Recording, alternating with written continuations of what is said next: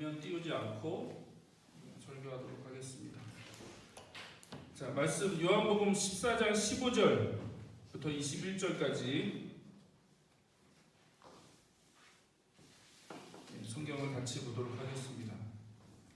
요한복음 14장 15절부터 21절까지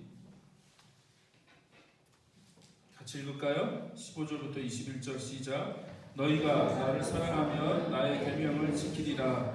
내가 아버지께 구하겠으니 그가 또 다른 보혜사를 너희에게 주사 영원토록 너희와 함께 있게 하리니 그는 진리의 영이라. 세상은 능히 그를 받지 못하나니 이는 그를 보지도 못하고 알지도 못함이라. 그러나 너희는 그를 아나니 그는 너희와 함께 거하시며 또 너희 속에 계시겠습니다. 내가 너희를 보아와 같이 버려두지 너희에게로 오리라. 조금 있으면 세상이 다시 나를 보지 못할 것이로되 너희는 나를 보리니 이는 내가 살아있고 너희도 살아있겠습니다. 그날에는 내가 아버지 안에 너희가 내 안에 내가 너희 안에 있는 것을 너희가 알리라. 나의 계명을 지키는 자라야 나를 사랑하는 자니 나를 사랑하는 자는 내 아버지께 사랑을 받을 것이요 나도 그를 사랑하여 그에게 나를 나타내리라. 아멘. 그래서 오늘 이 말씀을 가지고 성령이 오셨네 라는 제목으로 말씀을 좀 같이 나누도록 하겠습니다. 제가 지난주까지 우리가 회심에 대한 얘기했죠. 회심에 대한 얘기를 했습니다.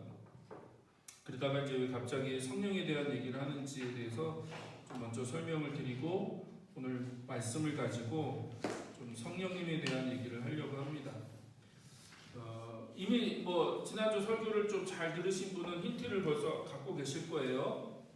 회심이라고 하는 게 이제 거듭남이다라고 하는 얘기를 했죠. 물론 그 회심은 큰 여정이다라고 얘기했습니다. 긴 여정, 한 순간만을 얘기하는 게 아니라 어쩌면 예수님을 따르는 모든 여정이 회심이겠죠.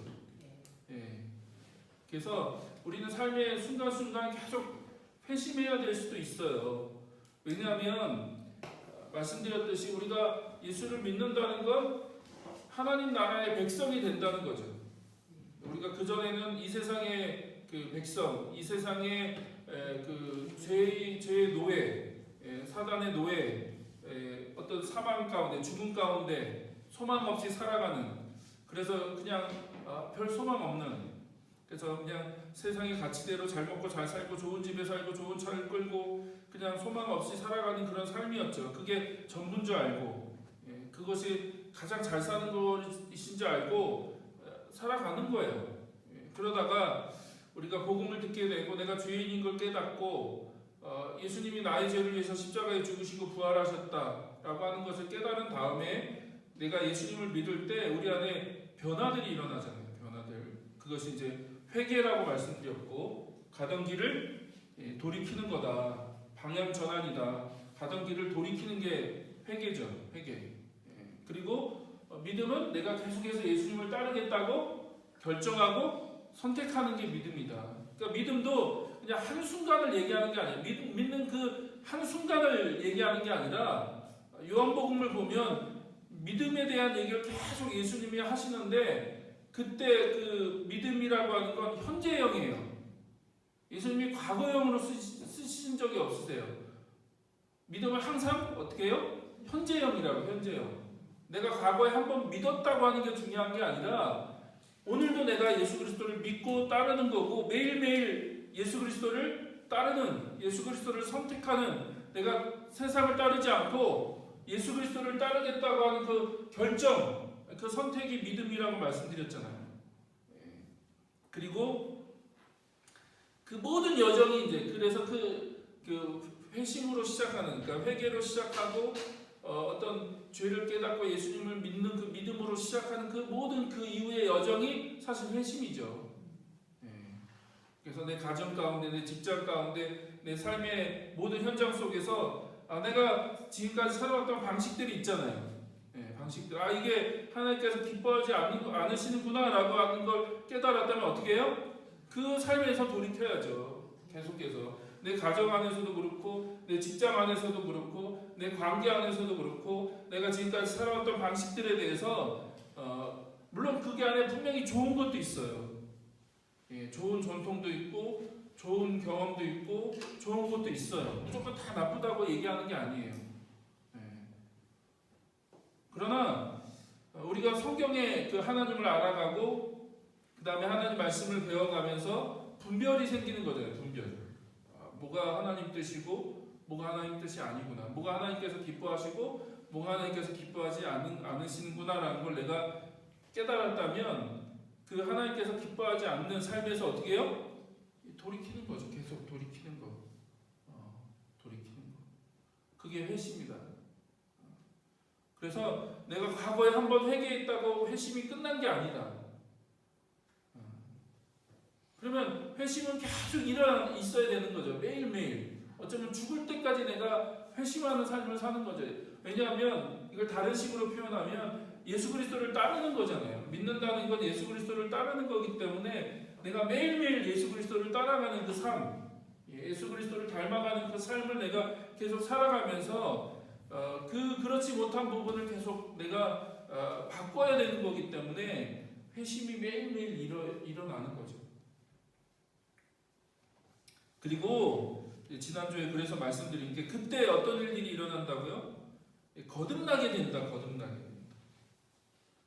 어떻게 보면 회개나 믿음이 물론 인간만의 결정이 일 수는 없지만 분명히 하나님께서 그 가운데 일하시고 역사하신 부분들이 있긴 있지만 그러나 어떻든 인간이 결정하고 선택하는 거라고 한다면 큰 그림에서요. 거듭난다고 하는 것은 인간이 할 수 있는 일이 아니라는 거죠. 인간이 할 수 있는 일이 아니다. 내가 아무리 100번, 1000번 회개하고 예수를 믿기로 결정했다고 해서 내가 우리를 거듭나게, 그러니까 다시 태어나게 만들지 못한다. 그래서 말씀드렸죠. 거듭나는 건 철저하게 하나님의 역사다. 하나님께서 여러분 안에 거듭나게 하셔야 된다는 거죠. 그럼 어떻게 거듭나냐? 우리가 어떻게 새 생명을 얻냐? 어떻게 죽었던 영혼이, 죄로 죽었던 영혼이 어떻게 새 생명을 얻고 새롭게 탄생하냐? 마치 이제 우리 손자를 보셨듯이 어저께 우리 전 선생님이 그런 얘기 하시더라고요. 뱃속에만 있던 놈이, 그렇죠? 그러니까 임신을 했고 분명히 생명이 뱃속에 있었지만 이제 응애라고 태어나야지, 그렇죠? 엄마 뱃속에서 태어나서 눈에 보이면 정말 얘가 생명이 있는 존재구나, 태어났구나 라고 하는 걸 인식하는 것처럼 우리가 어떻게 죽은 영혼이, 죄로 죽은 이 영혼이 생명을 얻게 되냐고요. 그건요 성령의 내주예요. 성령의 내주. 성령께서 우리 안에 들어오시기 때문에 가능한 일이다. 그러니까 거듭남을 설명할 수 있는 가장 좋은 저는 표현은 성령이 우리 안에 오신다는 거예요. 우리 안에 내주하신다. 우리 안에 들어오셔서 죽은 우리의 영혼을 살리시고 우리 안에 새 생명을 부여하신다. 누가요? 성령께서 그 일을 시작하시는 분이시죠. 자, 그걸 제가 조금 더 설명을 드리려고 오늘 본문을 선택했습니다. 오늘 본문 보세요. 다시 오늘 본문 보시면 그 부분을 예수님이 어떻게 설명하셨는가, 그 이야기, 방금 했던 이야기를 예수님은 어떻게 이야기하셨는가. 이 원래 14장부터 해서 예수님의 이제 기도가 시작되죠. 예수님의 기도, 대제사장적 기도, 15장, 16장, 17장 이렇게 예수님이 십자가를 눈앞에 두고 기도하시고 긴 설교를 하세요.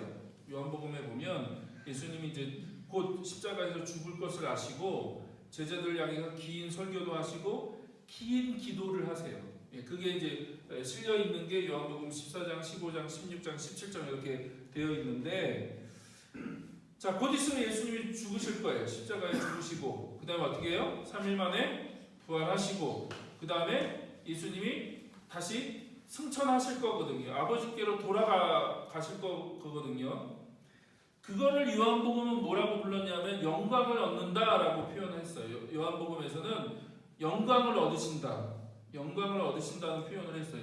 영광을 얻으신다는 표현이 무슨 말이냐면 예수님이 십자가에 죽으시고 부활하시고 그 다음에 승천하시는 그 모든 과정을 한마디로 영광을 얻으신다라고 표현을 했어요. 그래서 예수님이 이제 곧 있으면 그 일들이 일어날 걸 아시고 예수님이 마지막으로 제자들을 앉혀놓고 긴 설교를 먼저 하세요. 긴 설교를 하시고 그 다음에 긴 기도를 하시는데 그 예수님이 제자들을 향해서 하신 설교 중에 하나가 뭐냐면 성령에 대한 얘기를 하세요. 성령에 대한 얘기. 이제 곧 떠날 걸 아시고 곧 아버지께로 돌아갈 것을 아시고 예수님이 제자들에게 성령님에 대한 얘기를 하십니다. 가장 대표적인 본문이 오늘 읽었던 말씀이에요. 오늘 읽었던. 자, 16절 보세요. 뭐라고 하세요? 내가 아버지께 구하겠다. 그리하면 아버지께서 다른 보혜사를 너에게 보내실 거다. 다른 보혜사. 자, 여기서 보혜사라는 말이 이제 중요한 단어입니다. 보혜사. 요한복음에는 딱 4번 등장해요. 14장 16절, 오늘 읽었던 16절, 그 다음에 14장 26절, 15장 26절, 16장 7절에 보혜사라는 말이 4번 등장합니다. 근데 이 보혜사라는 말은 무슨 말이냐? 헬라어로 파라크레토스라는 말이에요. 파라크레토스. 파라크레토스라는 말인데 이 말의 의미는 뭐냐? 그 옛날에 그 당시 예수님 당시에 오늘날로 쉽게 표현하면 변호사 같은 역할을 하는 사람을 파라클레토스라고 불렀다는 거예요. 변호사 같은 역할. 근데 개념은 좀 달라요. 개념이 어떻게 다르냐? 오늘날 변호사라고 하는 건 전문적인 그 법률을 다루면서 그 전문직이잖아요. 그렇죠? 전문적으로 그 법을 가지고 이제 변호하는 그런 역할을 하는 사람들이잖아요. 근데 당시에 파라크레토스는 그런 사람을 얘기하는 게 아니라 변호를 하긴 하는데 그 법률적으로 전문적으로 하는 사람을 얘기하는 게 아니라 피고에게 유리하도록 꺼리낌 없이 말하는 친구나 후원자를 의미합니다. 그러니까 피고에게 이게 법적인 용어긴 해요. 법적인 용어긴 한데 그러니까 피고에게 유리하도록 꺼리낌 없이 말하는 친구나 후원자. 그러니까 전문적인 법률 변호사를 얘기하는 게 아니라 아주 가까운 친구, 그리고 그 사람을 지지하고 격려해주는 후원자를 파라클레토스라고 불렀다는 거죠. 이해되세요? 네. 그래서 예수님이 그 성령님을 얘기할 때 보혜사라고 부른다는 거예요. 보혜사, 변호사, 또 여러분 혹시 세번역 성경을 갖고 있는 분은 그게 보면 하단에 각주가 붙어 있죠. 니을이라고 붙어 있고 뭐라고 되어 있냐면 변호해 주시는 분, 도와주시는 분. 그게 그 파라클레토스, 보혜사의 의미입니다. 변호해 주고 도와주는 사람이 보혜사, 파라클레토스죠. 근데 예수님이 성령님을 뭐라고 불러요? 보혜사라고 부르신다고요. 보혜사. 근데 저 재밌는 건 뭐냐면 그 앞에 다른 단어가 하나 더 붙어 있죠. 그냥 보혜사가 아니라 어떤 보혜사예요? 또 다른 혹은 다른 보혜사를 보내주겠다라는 말씀하시죠. 그럼 이게 무슨 의미일까요? 보혜사가 2명이라는 얘기예요. 보혜사가 2명. 그 무슨 말이냐? 예수님도 보혜사라는 얘기예요. 예수님도 보혜사. 예수님도 보혜사로 오신 거죠. 이해되세요? 예수님도 파라클레토스, 그러니까 여러분을 도와주고 변호해주고 격려해주고 지지해주는 존재로 예수님도 오셨어요. 그래서 여러분을 지지하고 격려하고 변호해주고 여러분을 후원해주기 위해서 예수님 뭘 하셨어요? 십자가에 죽으시고 부활하시고 승천하심으로 그 죄의 문제, 구원의 문제를 또 하나님 나라를 이 땅에 오게 하시고 하나님 나라의 삶이 어떤 것인지를 친히 보여주셨죠. 하나님 백성으로 산다는 게 무엇인지, 아버지와의 그 친밀한 관계 안에서 하나님 나라의 가치대로 사는 게, 신앙생활 한다는 게, 하나님을 믿는다는 게 무엇인지 예수님이 삶으로 보여주셨고, 그것을 이루시기 위해서 십자가에서 죽으시고 부활하시고 승천하신 거죠. 누구를 위해서요? 여러분을 위해서요. 그래서 예수님이 보혜사신 거예요. 보혜사. 근데 그 예수님이 이제 뭐 하게 됐어요? 아버지께로 돌아가게 돼 있다고요. 곧 있으면 이제 내가 아버지께로 갈 거예요. 이제 하나님이 보내신 그 뜻을 다 이루시고 예수님을 통해서 이루고자 하시는 그 계획을 예수님이 다 성취하신 다음에 이제 아버지께로 다시 돌아가실 거예요. 근데 그 예수님 뭐라고 하세요? 내가 갈 건데 또 다른 보혜사를 보내줄게 라고 얘기하는 거죠.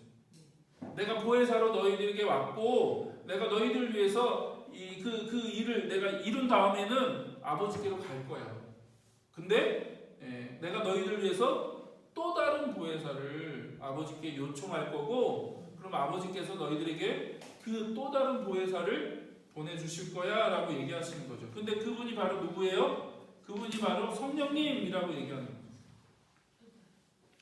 이해되세요? 그래서 자 보세요. 오늘 우리 읽었던 말씀에 보니까 18절에 뭐라고 되어 있어요?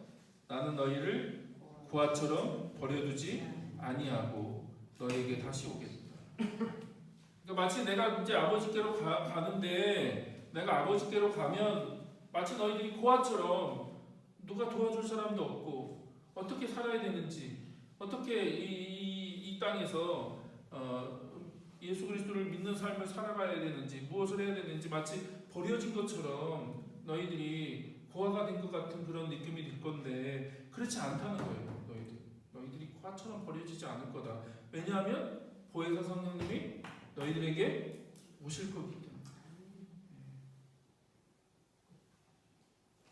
그래서 예수님이 뭐라고 표현하세요? 16절에 다시 16절에 보니까 다른 보혜사를 너희에게 보내셔서 영원히, 그렇죠? 영원히 너희와 함께 계시게 하실 것이다. 그 성령님이 너희와 영원히 할 거야, 영원히 함께 할 거야 라고 얘기하시죠. 영원히 함께 할 거야. 그리고 또 뭐라고 말씀하세요? 17절에 보니까, 17절 후반절에 보니까, 뒷부분 보니까 뭐라고 돼 있어요? 그가 너희와 함께 계시고 또 너희 안에 계실 것이기 때문이다. 너희 안에, 그렇죠? 너희 안에 계신다. 너희 안에. 그래서 성령님이 너희와 영원히 함께 할 거고 동행할 거고, 동행할 뿐만 아니라 어떻게 해요? 너희 안에 계신다는 거예요. 우리 안에, 너희 안에 함께 계시고 너희들 가운데 함께 하시고, 그분이 떠나지 않고 너희와 동행하고 너희를 인도하고 너희를 이끌어 주실 거야 라고 얘기하시죠. 왜요? 17절에 보니까 그분은 진리의 영이시기 때문에. 진리의 영, 진리의 영이시다. 그래서 우리 가운데 진리에 대해서 말씀해 주시죠. 가르쳐 주시고 말씀해 주시고 생각나게 해주시고 우리를 인도해 주시죠. 어디로요? 진리로. 진리로. 그래서 이게 굉장히 중요한 개념이에요. 중요한 개념. 제가 한번 말씀드렸듯이 이게 새 언약이죠. 새 언약. 옛 언약과 새 언약. 옛 언약은 돌판에 새겨서 모세를 통해서 이스라엘 백성들에게 하나님 말씀을 주셨죠. 진리. 그러니까 자 보세요. 출애굽 애굽에서 400년 동안 종살이했던 이스라엘 백성들이 하나님이 10가지 재앙을 통해서 이스라엘 백성들을 애굽에서 건져내셨죠. 그리고 가나안 땅으로 데려가시지 않고, 가나안 땅을 약속하셨는데 가나안 땅으로 데려가시지 않고 시내산으로 데려갔다고요. 시내산. 광야, 아무것도 없는, 정말로 사막이 아닙니다. 광야예요. 광야. 사막은 아니고, 저도 가봤는데 돌하고 흙밖에 없는, 정말로 그 척박한 광야거든요. 낮에는 엄청 덥고 밤에는 엄청 추운, 풀 한 폭이 찾아보기 어려운 그럼 정말 메마른 광야, 그 시내산으로 하나님이 이끌어 가셔서 거기서 뭘 주세요? 율법, 말씀을 주신다고요. 말씀. 돌판에 새겨서 모세를 통해서 말씀을 주시죠. 왜요? 너희들이 이제 이렇게 살아야 돼. 하나님 백성으로 너희들은 이렇게 살아야 돼. 그 기준을 준 거죠. 삶의 원칙들, 그렇죠? 아니면 그게 아니면 그동안 그들이 400년 동안 종살이 했으니까 애굽에서 살아왔던 방식대로 살 거예요. 똑같이 애굽에서 종살이 했던 그 삶을 반복하는 거죠. 근데 하나님이 너희들이 이제 죽었어. 그리고 하나님 백성으로서 새롭게 시작하는데 그럼 어떻게 살 거냐? 하나님 백성은 이 땅에서 어떻게 살아야 될 거냐라고 하는 기준을 주신 거죠. 그게 뭐예요? 율법, 말씀을 주셨죠. 근데 문제는 뭐예요? 그들이 그 말씀을 살아낼 수가 없는 거예요. 없는 거. 그렇게 살아가기가 어려운 거예요. 불순종하게 되고 우상 숭배하고 자꾸 하나님을 떠나죠. 또 떠나고 그럼 하나님 징계하시면 또 돌아와서 좀 예배드리고 좀 순종하는 척하다가 또 떠나고 그럼 하나님 징계하시면 또 돌아와서 또 좀 순종하는 척하다가 또 떠나고. 그래서 하나님이 선지자를 통해서 내가 그 옛 언약 모세를 통해서 너희들하고 맺은 그 언약 그걸 끝내버리겠다. 완전히 그건 끝내버리고 새 언약을 내가 세울 거야. 새 언약. 새로운 언약을 세울 건데 그 새 언약은 뭐냐면 성령님이 너희들 안에 들어오실 거야. 너희들 안에. 그래서 너희들에게 하나님이 누구신지, 하나님 백성은 어떻게 살아야 되는지를 성령님이 직접 너희들에게 말씀해 주시고 너희들을 인도해 주실 거고 너희들을 도와주실 거야 라고 말씀하시는 거죠. 그걸 또 다른 말로 그 옛 언약은 돌판에 새겼다면 새 언약은 너희들 마음에 새겨버릴 거야. 내 말씀을 내가 너희들 마음에 새길 거야 라고 얘기하시죠. 어떻게 마음에 새깁니까? 우리 마음에 새긴다는 게 뭡니까? 이게 새겨지나요 마음에? 예. 그 말이 뭐냐면 진리의 영이신 성령님이 어떻게 해요? 우리 안에 들어오신다고요. 들어오신다. 그 진리의 영이신 성령님이 회심할 때 내가 예수님을 믿고 하나님을 믿고 하나님 백성답게 살기로 내가 결정했을 때 우리 안에 거듭나게 된다고요. 거듭나게. 그때 성령님이 우리 안에 들어오시는데 그 성령님이 어떤 분이시라고요? 진리의 영이시죠. 진리의 영. 자, 그래서요. 자 보세요. 14장 26절을 보세요. 14장 26절. 그 밑에 쭉 내려가면 14장 26절에 예수님이 그 보혜사 성령님에 대해서 이렇게 얘기했습니다. 그러나 보혜사 곧 아버지께서 내 이름으로 보내실 성령께서 너희에게 모든 것을 가르쳐 주실 것이며 또 내가 너희에게 말한 모든 것을 생각나게 하실 것이다. 그러니까 성령이 우리 안에 들어오셔서 하시는 일이 뭔지 아세요? 두 가지예요. 하나는 가르치시고 하나는 생각나게 하는 거예요. 그러니까 하나님 말씀을 생각나게 하고 예수님께서 하신 말씀을 생각나게 하고 가르쳐 주신다고요. 가르쳐 주신다. 그래서 하나님 백성으로서 어떻게 살아야 되는지 어떤 삶을 살아야 되는지 성령님이 우리 안에 계셔서 말씀하세요. 예, 생각나게 하시고 어떤 감정을 주시고 떠오르게 하시고 어떤 마음에 도전을 주시기도 하고 어떤 우리가 예배할 때 어떤 마음이 떠오르기도 하고 기도할 때 어떤 생각이 떠오르기도 하고 또 우리가 성경을 읽을 때 어떤 가르침 깨달음을 주시기도 하세요. 내 삶의 어떤 연약한 부분에 대해서 하나님이 보여주시기도 하고 생각나게 하시기도 한다고. 내가 이렇게 살면 안 되는데 라고 생각나게 하시기도 하고 설교를 들을 때 어떠한 부분 내가 지난주에 연약했던 부분에 대해서 하나님이 어떤 부분을 가르쳐 주시기도 하시고. 그게 다 누가 하시는 일이세요? 성령님이 하시는 거예요. 여러분이 하시는 게 아니라 내가 정말로 회개하고 예수님 믿기로 결정했다고 한다면 성령님이 우리 안에 들어오셔서 새 생명을 주실 뿐만 아니라 우리를 진리 가운데로 인도해 주시고 가르치시고 생각나게 하신다.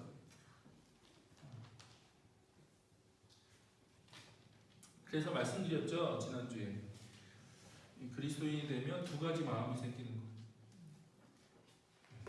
그래서 더 괴롭다고 얘기드렸죠. 더 더 괴롭고 더 갈등이 되고 더 불편하고 더 어려워요. 마음이 더 어려워지는 거죠. 근데 옛날에 그냥 원래 살았던 대로 살면 되는데 그냥 내가 살았던 삶의 방식대로 살면 되는데 어느 날부턴가 자꾸 어떤 생각이 드는 거예요. 어떤 마음이 떠올라요. 어떤 감정이 생겨요. 불편한 감정이 생기기도 하고 또 어떤 말씀이 생각나기도 해요. 누가 하시는 거예요? 성령님이 하시는 거예요. 우리 안에 계신 성령님이 너 그렇게 살면 안 돼 라고 말씀하시는 거예요. 네가 정말 하나님의 자녀라면 이렇게 살아야 돼 라고. 그리고 우리가 그런 성령님의 인도하심을 더 많이 받고 우리가 그 성령님 안에 살기 위해서는 하나님 말씀을 많이 알아야 되겠죠. 그렇죠?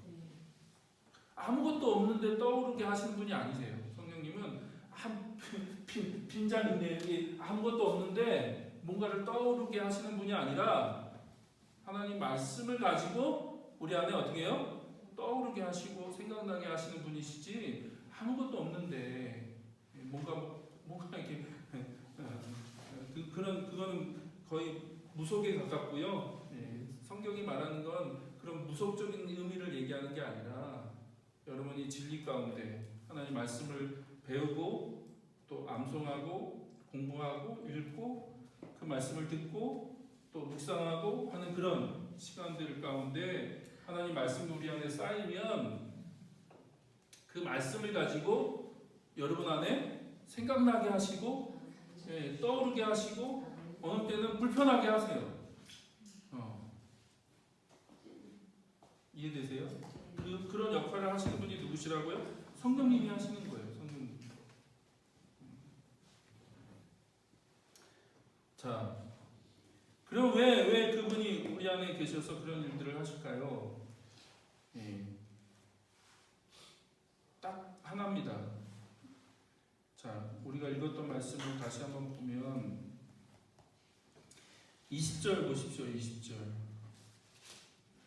20절 뭐라고 되어 있어요? 그날에 너희는 내가 아버지 안에 있고 너희가 내 안에 있으며 또 내가 너희 안에 있음을 알게 될 것이다. 내 계명을 받아서 지키는 사람은 나를 사랑하는 사람이요 나를 사랑하는 사람은 내 아버지의 사랑을 받을 것이다.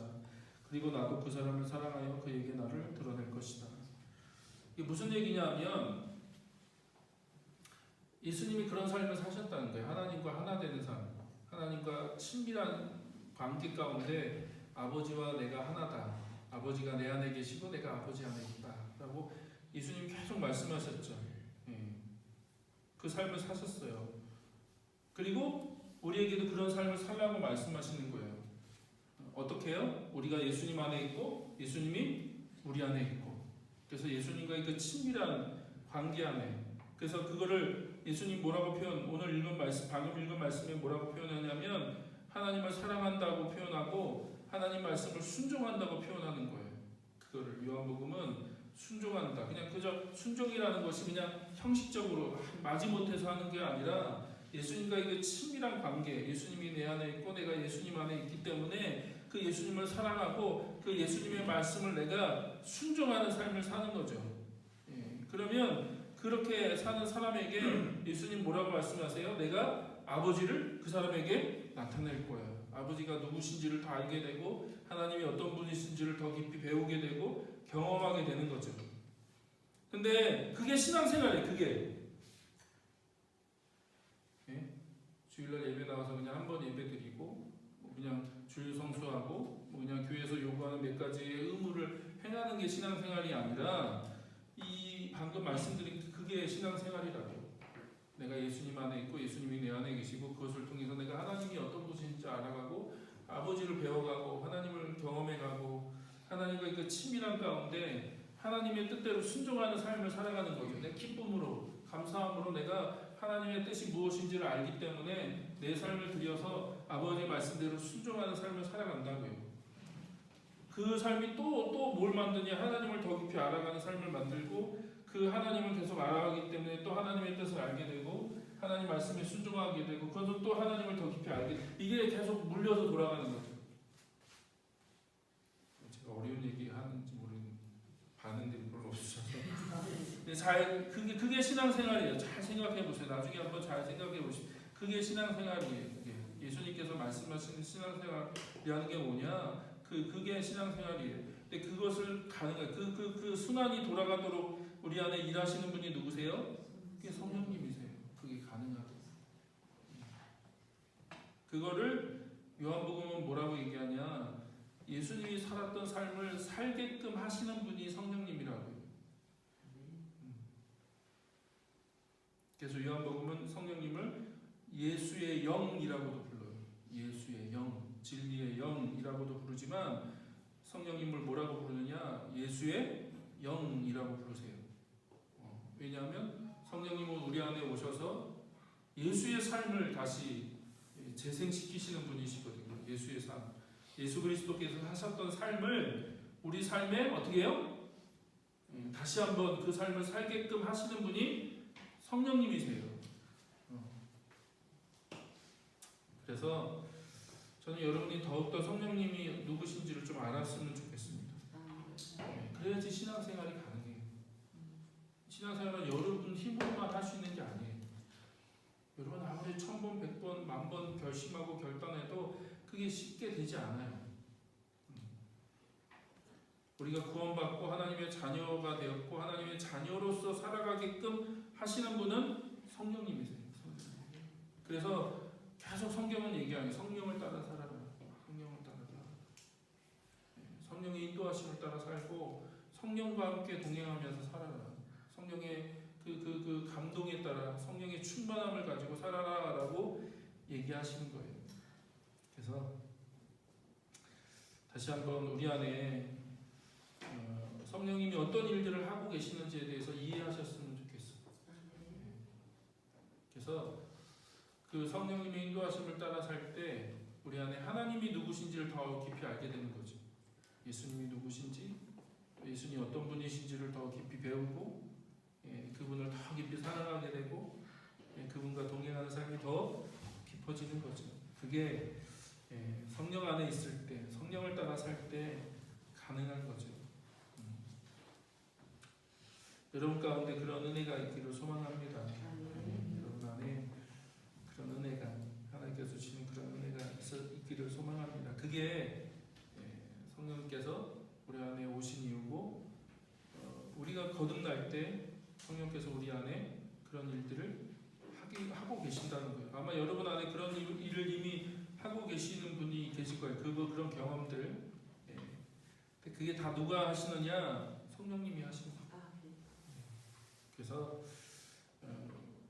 우리 안에 다시 한번 하나님을 더욱더 사랑하는 마음이 깊어지고 하나님 뜻대로 순종하는, 그래서 우리의 삶을 통해서 하나님 나라 가치가 이 땅에서 계속 이루어지는 거죠. 하나님 왕국이 이루어지고 하나님 나라가 이루어지고 하나님 뜻이 이루어지고 그래서 저도 한 가지 소원하는 게 있어요. 소망하는 게 과연 그게 죽을 때 가능할까라고 가끔 이제 회의가 되기도 하지만 그러나 제 안에 소망하는 게 하나 있어요. 그게 뭐냐면 예수님처럼 마지막 죽을 때 뭐라고요? 내가 다 이루었다. 무슨 말이에요? 하나님의 뜻을 다 성취하셨다는 거예요. 하나님과 그 친밀한 가운데 내가 있었기 때문에 하나님 뭘 원하시는지, 하나님 뭘 뜻하시는지, 하나님 마음이 어떠신지, 하나님 계획이 무엇인지 예수님 너무나 잘 아셨죠. 그리고 그것을 삶으로 살아내셨다고, 사셨다고요. 그런데 예수님도 그것이 하나님의 아들임에도 그 삶이 가능했던 이유는 성경에 보면 성령 때문에 가능했거든요. 성령. 그래서 예수님이 사역을 시작할 때 성령을 받으시죠. 성령을 받으시고. 그리고 이사야서 보면 주의 영이 내게 임하셨다. 내게 기름을 부으셨다. 그게 다 성령님을 얘기하거든요. 하나님이 예수님께 성령님을 부으셨기 때문에 그것이 가능했다고요. 그 삶이. 그러면 우리 그리스도인의 삶도 어떤 거냐? 우리가 막 애써서 노력하고 무엇인가 하나님께 막 무엇인가를 드려야 되는 그런 삶이 아니라 우리가 성령으로 살게 될 때 하나님을 알게 되고 하나님 뜻을 알게 되고 그래서 내가 하나님 뜻에 내 삶을 드리는 것이 너무나 자연스러운 삶이 되는 거죠. 억지로가 아니라 가지 못해서가 아니라 그것이 나의 기쁨이 되는 거고요. 그래서 그 삶을 통해서 정말 우리가 자주 얘기하는 것처럼 하늘에서 하나님의 뜻이 이루어진 것처럼 이 땅에서도 하나님의 뜻이 이루어지는 삶이 이루어지는 거예요. 성령 안에 거할 때. 우리가 막 찍어 내 자신을 막 쳐갖고 그것이 되는 게 아니라